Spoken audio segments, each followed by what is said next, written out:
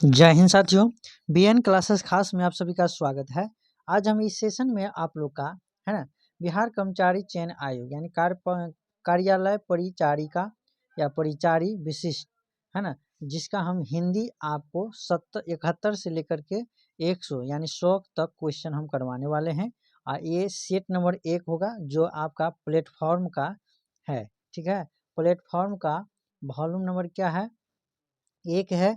आपका इसमें 32 सेट है, 32 का 32 सेट हम आप लोग का करवाऊंगा, है ना। तो आप लोग ध्यान से देखिएगा, तो ये सेट आपका है 1 है ना।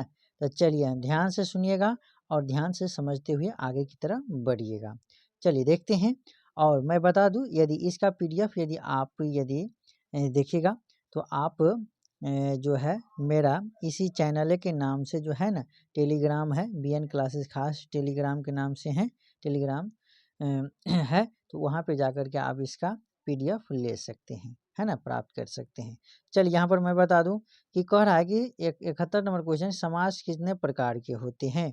तो समास में आप लोग पढ़े होइएगा कि समास आपका है ना 6 प्रकार के होते हैं। कौन कौन होता है तो यहाँ पर देखिएगा, तो समास 6 प्रकार का होता है, मैं बता दूं। हाँ, अव्ययभाव समास, अव्ययभाव समास। हाँ, 2 में है तत्पुरुष समास, 3 में कर्मधारय समास, 4 में द्विगु समास, 5 में द्वंद्व समास, 6 में बहुव्रीहि समास, है ना। सबका अलग अलग कार्य है, अलग अलग उदाहरण है।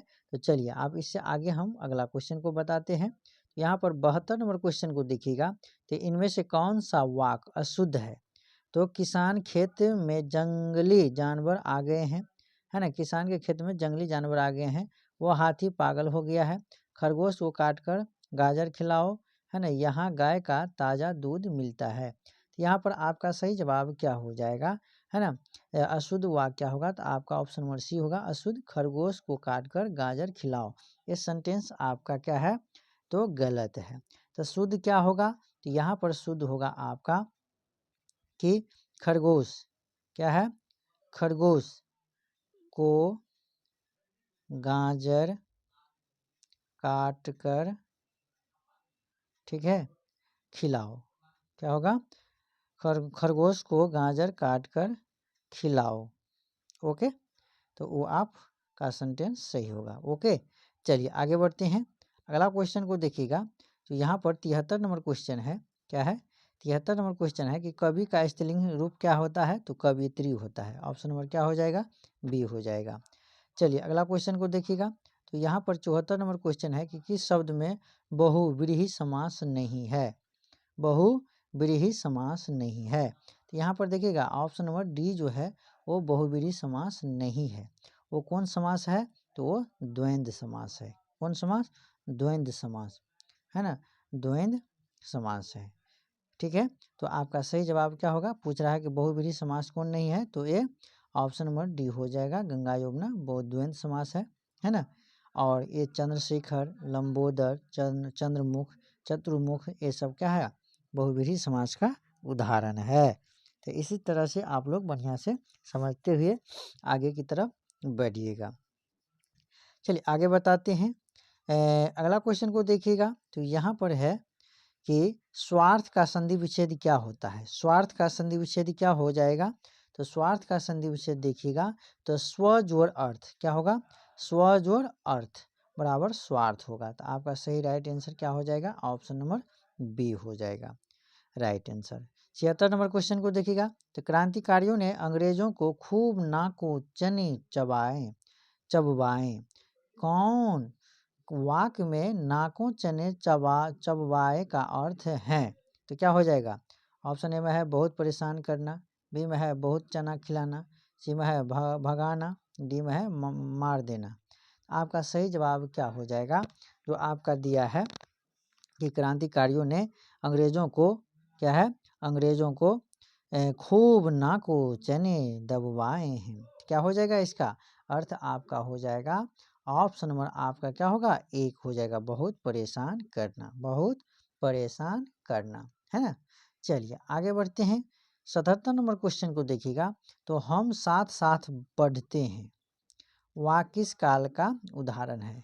भूतकाल, भविष्यकाल, वर्तमान काल इनमें से कोई नहीं था। आपका क्या क्या हो जाएगा, तो है ना, यहाँ पर सॉरी यहाँ पर दिया है हम साथ साथ पढ़ते थे, तो यहाँ पर आपका सही जवाब हो जाएगा ये भूतकाल है, जिसके अंत में ता है, ती है, ते है ना, था थे थी लगे रहते हैं, उसको भूतकाल में के अंतर्गत आता है, तो वो आपका ऑप्शन नंबर ए हो जाएगा।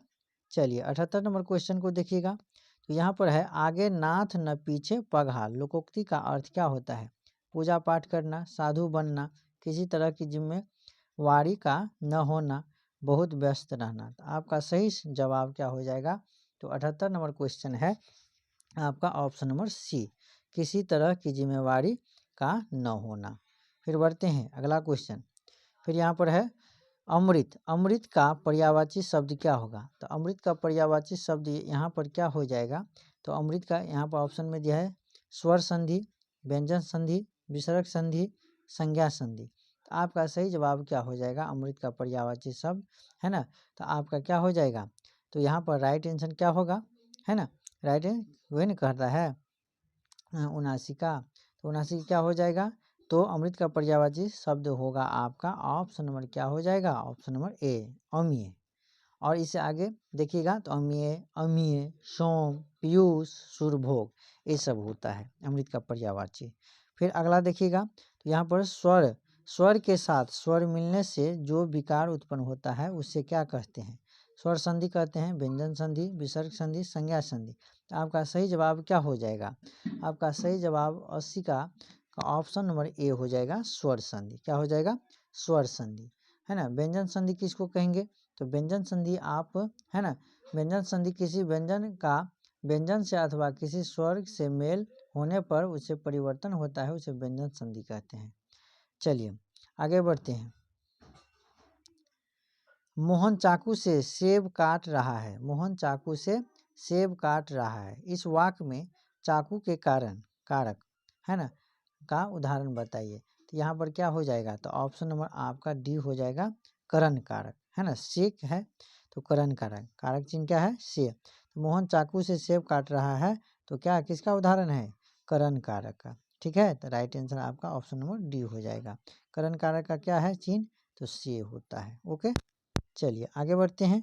फिर यहाँ पर है आपका नी उपसर्ग, नी उपसर्ग से बना शब्द है निराकरण, निर्भय, निवास, निरपराध, निरपराध। आपका सही जवाब क्या हो जाएगा, तो 82 का ऑप्शन नंबर सी हो जाएगा, निवास, है ना। तो नी उपसर्ग से बना शब्द क्या है, निवास है ना। और मैं बता दूं निराकरण क्या है, निराकरण ए वाला, और क्या है नीर अपराध, निपराध, ए में क्या है उपसर्ग संधि है, क्या है उपसर्ग है ना। ये क्या है, तो यहाँ पर ये क्या है, नीर का उपसर्ग है, नी रहलंत, नीर का उपसर्ग है। तो आपका सही जवाब क्या हो जाएगा, ऑप्शन नंबर सी। चलिए 83 नंबर क्वेश्चन को देखिएगा, तो 83 नंबर क्वेश्चन है यहाँ आपका कि कृष्ण का पर्यायवाची शब्द नहीं है, घनश्याम, केशव, मदन, मुरारी। तो सही जवाब क्या हो जाएगा, तो 83 का ऑप्शन नंबर आपका सी हो जाएगा, ये मदन आपका नहीं है। चलिए फिर यहाँ पर देखिएगा, जो अतिथि का सत्कार न करे उसे कहेंगे अतिथि, अतिथ्य, अमर्यादित, हाँ अतिथ्य। तो आपका सही जवाब क्या हो जाएगा, तो 84 का ऑप्शन नंबर बी हो जाएगा, क्या आतिथ्य, आतिथ्य। चलिए 85 मशक शब्द का उद्भव रूप कौन सा है, मशक शब्द का उद्भव रूप कौन सा है, मशक शब्द का उद्भव रूप कौन सा है। तो यहाँ पर सही देखिएगा, तो यहाँ पर देखिएगा तो राइट आंसर क्या होगा, मच्छर, मछली, मीट, मक्खी। आपका सही जवाब क्या हो जाएगा, तो यहाँ पर सही जवाब हो जाएगा 85 का सही जवाब ऑप्शन नंबर ए हो जाएगा, मच्छर। Life and songs, life and songs कविता संकलन किसकी रचना है, जीवनानंद रिलके, बीरेन डगवाल, रेनन मारिया रिलके, कुंवर नारायण। आपका सही जवाब 86 का क्या होगा? ऑप्शन नंबर सी होगा, रेनर मारिया रिल्के। फिर बढ़ते हैं अगला क्वेश्चन। तो यहाँ पर अगला क्वेश्चन है आपका 87। इनमें से सर्वनाम शब्द कौन सा है? नींद, रोग, सफाई, कौन? तो आपका सही जवाब क्या हो जाएगा? तो ऑप्शन नंबर हो जाएगा डी, कौन, है ना। क्या हो जाएगा? कौन। संज्ञा के स्थान पर जिन शब्दों का प्रयोग हो उसे सर्वनाम कहते हैं। हाँ, हिंदी में मूल सर्वनामों की संख्या कितना होता है? तो 11 होता है ना, 11 होता है। जैसे सर्वनाम क्या क्या होता है? तो मैं होता है, तू होता है, आप होता है, ठीक है, यह होता है, वह होता है, ठीक है, जो होता है, सो होता है, कोई होता है, ठीक है, कुछ होता है, कौन होता है और क्या होता है, क्या होता है। ये 11 क्या है? सर्वनाम के अंतर्गत आता है। चलिए आगे बढ़ते हैं। तो यहाँ पर देखिएगा, तो इनमें से शुद्ध शब्द कौन सा है ना? विद्यावाचस्पति, विद्यावाचस्पति, विद्यावाचस्पति, विद्यावाचस्पति। इसमें देखिएगा तो सही जवाब क्या होगा? सही क्या है? तो सही इसका देखिएगा तो आपका राइट आंसर क्या होगा? तो राइट आंसर आपका ऑप्शन नंबर ए हो जाएगा, विद्यावाचस्पति। समझ गए? चलिए अगला क्वेश्चन है। अगला क्वेश्चन है आपका 89। अनामिका के रचनाकार कौन है? अनामिका, तो यहाँ पर देखिएगा अनामिका का रचनाकार कौन है? तो यहाँ पर है सूर्यकांत त्रिपाठी निराला, जयशंकर प्रसाद, महादेवी वर्मा, अश्वितानंदन पंत। आपका सही जवाब क्या हो जाएगा? आपका सही जवाब हो जाएगा ऑप्शन नंबर कौन सा राइट आंसर होगा? तो ए होगा। अनामिका किसके द्वारा लिखा गया है? तो सूर्यकांत त्रिपाठी निराला के द्वारा लिखा गया है। चलिए आगे बढ़ते हैं। अगला क्वेश्चन देखिएगा यहाँ पर, तो इनमें से कौन सी भाववाचक संज्ञा क्रिया से नहीं बनी है? पढ़ाई, लड़ाई, भलाई, कमाई। आपका सही जवाब क्या हो जाएगा? तो 90 का सही जवाब ऑप्शन नंबर आपका सी हो जाएगा, भलाई। क्या हो जाएगा? भलाई। चलिए 91 नंबर क्वेश्चन, द्विज का अन्य अनेकार्थी क्या है? हाँ, द्विज का अनेकार्थी क्या है? हाथी, दांत, वस्त्र, जल। तो आपका सही जवाब क्या हो जाएगा? ऑप्शन नंबर आपका बी होगा, दांत। दांत, द्विज का अनेकार्थी शब्द क्या होगा? दांत होगा। द्विज का अनेकार्थी शब्द में ब्राह्मण, दांत, पक्षी, चंद्रमा आदि आते हैं। आगे बढ़ते हैं। अगला देखिएगा 92। तो कहिए इनमें से घोटक शब्द क्या है? देशद, तद्भव, तत्सम, विदेशद। आपका सही जवाब क्या हो जाएगा? तो यहाँ पर 92 का ऑप्शन नंबर सी होगा, तत्सम। फिर बढ़ते हैं 93 का सर्वनाम का भेद क्या है? कि सर्वनाम का भेद इनमें से कौन सा नहीं है? गुणवाचक, प्रश्नवाचक, संबंधवाचक, निजवाचक। आपका सही जवाब क्या हो जाएगा? तो 93 का ऑप्शन नंबर ए होगा, गुणवाचक। क्या होगा? गुणवाचक। फिर आगे आगे देखते हैं। तो यहाँ पर घास फूस में कौन सा समास है? घास फूस में कौन सा समास है? तो अव्यय भाव समास, द्वंद्व समास, द्विगु समास, बहुब्रीहि समास। तो आपका सही जवाब क्या हो जाएगा? तो 94 का ऑप्शन नंबर बी होगा, द्वंद्व समास। क्या होगा? द्वंद्व समास।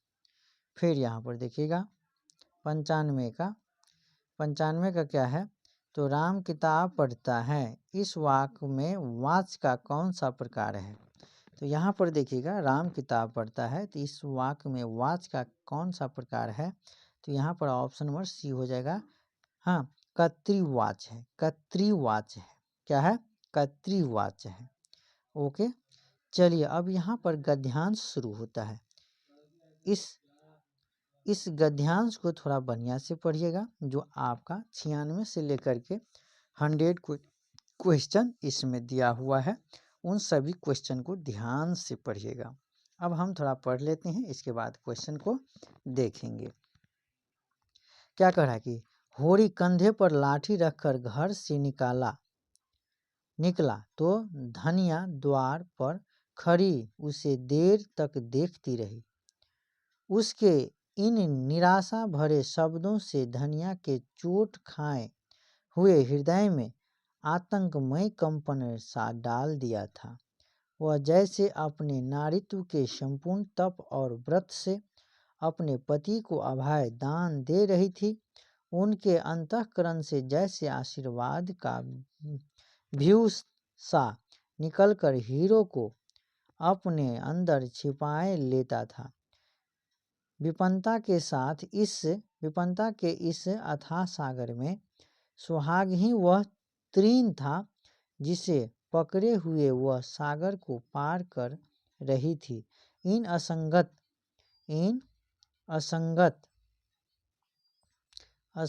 असंगत शब्दों ने यथार्थ के निकट होने पर भी मानो झटका देकर उसके हाथ से वह तिनके का सहारा छीन लेना चाहा, बल्कि यथार्थ के निकट होने का कारण ही उनमें इतनी वेदना शक्ति आ गई थी।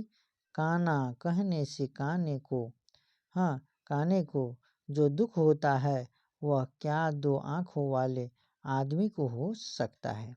अब देखिए, आपको तो पढ़ के सुना दिए, तो यहाँ पर देखिएगा, तो यहाँ पर है धनिया का चिंता का कारण बताइए। होरी का दूर जाना, होरी का बीमार होना, होरी का निराश भरे शब्द, इनमें से एक से अधिक।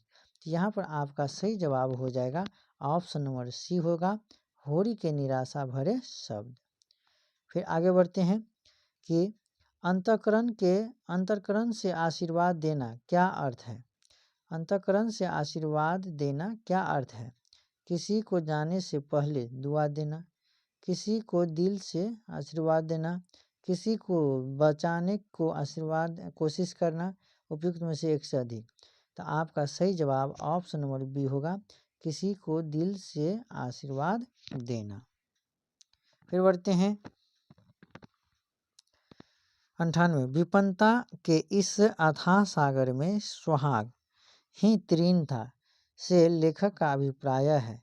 होरी धनिया से दूर जा रहा था, पति ही धनिया का एकमात्र सहारा था। धनिया अकेले थी, उपयुक्त में से एक से अधिक।